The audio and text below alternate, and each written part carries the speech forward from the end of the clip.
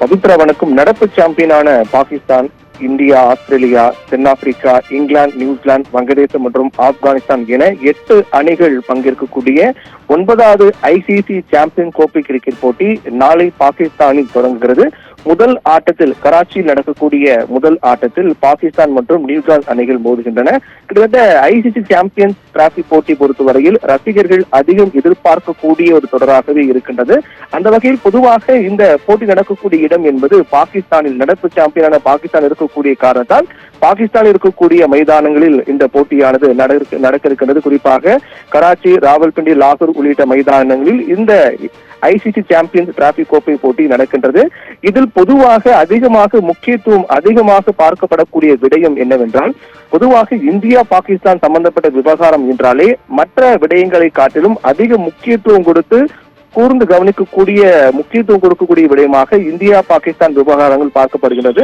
அந்த வகையில் ஏற்கனவே எதிர்பார்க்கப்படி பாகிஸ்தான் நடக்கக்கூடிய போட்டியில் இந்தியா பங்கேற்குமா என்ற எதிர்பார்க்கும் நிலையில் பாதுகாப்பு காரணங்களுக்காக பாகிஸ்தானில் நடக்கக்கூடிய ஆட்டங்கள், அதாவது இந்தியா பங்கேற்கக்கூடிய ஆட்டங்கள் மட்டும் துபாயில் நடைபெறும் என்று அறிவிக்கப்பட்டிருக்கிறது. அதுக்காக இந்த போட்டி இருக்கக்கூடிய ஏ பிரிவில் இந்தியா தொடக்க லீக் ஆட்டத்தில் 20ஆம் தேதி வங்கதேசத்தை எதிர்கொள்கிறது துபாயில் நடக்கக்கூடிய ஆட்டத்தில். அதற்கு பிறகு 23ஆம் தேதி பாகிஸ்தான் மற்றும் மார்ச் 2ஆம் தேதி நியூசிலாந்துடன் மோத இருக்கின்றது.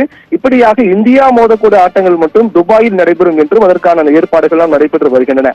இதில் மிக முக்கியமான விடயம் என்னவென்றால், கராச்சியில் நடைபெற்ற அந்த புனரமைக்கப்பட்ட மைதானங்கள் சீரமைக்கப்பட்ட பிறகு அதற்கான தொடக்க நிகழ்ச்சியானது நடைபெற்றிருக்கிறது. அப்போது இந்த ஐசிசி சாம்பியன் டிராபி போட்டியில் கலந்தக்கூடிய நாடுகளுடைய கொடிகள் அங்கு காட்சிப்படுத்தப்பட்டன. அந்த காட்சியை நாம் பார்க்கலாம். அந்த கொடிகள் காட்சிப்படுத்தப்பட்டது. அதில் இந்தியாவை தவிர மற்ற அனைத்து நாடுகளுடைய தேசிய கொடிகளும் பறக்கவிடப்பட்டது. இந்தியாவினுடைய தேசிய கொடி மட்டும் புறக்கணிக்கப்பட்டது. இது மிகப்பெரிய சர்ச்சையாகவும் விவாத பொருளாக மாறியது.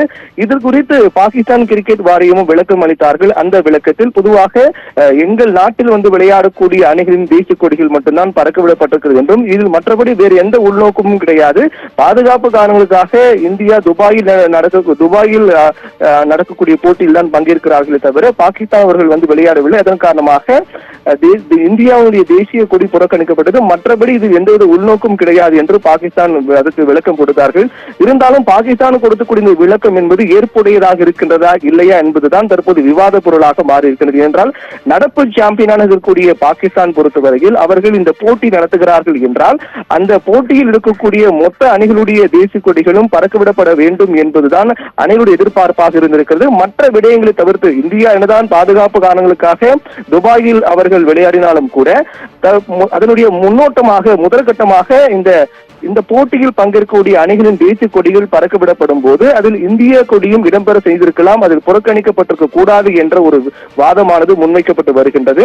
தொடர்ந்து அதே போன்று மற்ற நாடுகளுடைய கொடிகள் பறக்கப்படும் போது இந்தியாவின் கொடி மட்டும் ஏன் அவர்கள் புறக்கணிக்கப்பட வேண்டும் என்ற கேள்வி முன்வைக்கப்படுகிறது. குறிப்பாக ஐசிசி கொடுத்திருக்கிற விதிகளின்படிதான் நாங்கள் செயல்பட்டோம் என்று பாகிஸ்தான் கிரிக்கெட் வாரியம் கூறுகிறார்கள்.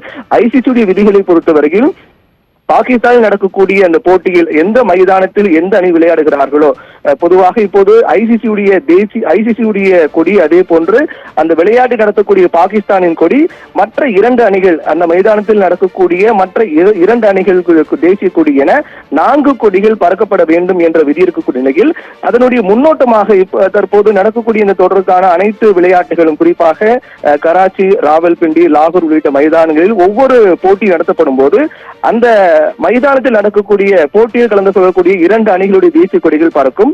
அதே போன்று ஐசிசியுடைய கொடி பறக்கும் மற்றும் அந்த போட்டி நடத்தக்கூடிய பாகிஸ்தானுடைய நாட்டுடைய தேசிய கொடி பறக்கும். இப்படி 4 கொடிகள் பறக்கும்.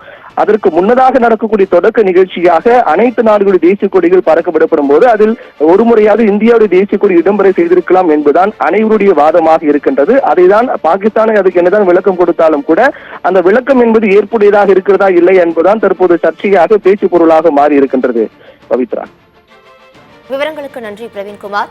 பாகிஸ்தானில் நாளை நடைபெற இருக்கும் 9வது ஐசிசி சாம்பியன்ஸ் டிராபி கிரிக்கெட் போட்டியில் இந்திய தேசிய கொடி புறக்கணிக்கப்பட்டிருப்பதாக சர்ச்சைகள் எழுந்து வருகிறது. இதனால் ரசிகர்கள் அதிருப்தி அடைந்து வருகின்றனர். முக்கிய செய்தியாக பார்த்து வந்தோம்.